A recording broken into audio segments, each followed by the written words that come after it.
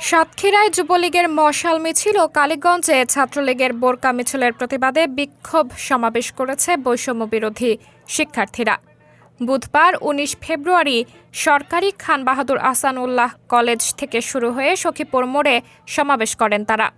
বৈষম্য বিরোধী ছাত্র প্রতিনিধি মুজাহিদ বিন ফিরোজের নেতৃত্বে ছাত্রদের পক্ষ থেকে প্রতিবাদ সমাবেশে বক্তব্য প্রদান করেন।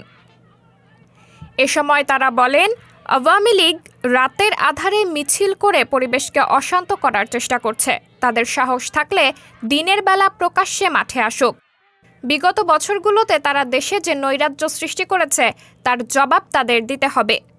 আমরা বর্তমান সরকারকে জানাই, এই নৈরাজ্য সৃষ্টিকারী আওয়ামী লীগ ও তার সহযোগী সংগঠনদের সদস্যদের বিচারের মাধ্যমে এনে শাস্তির ব্যবস্থা করা হোক। সমাবেশে প্রায় অর্ধ শতাধিক শিক্ষার্থী অংশগ্রহণ করেন। সাবরিনা জলিল, সবার কথা।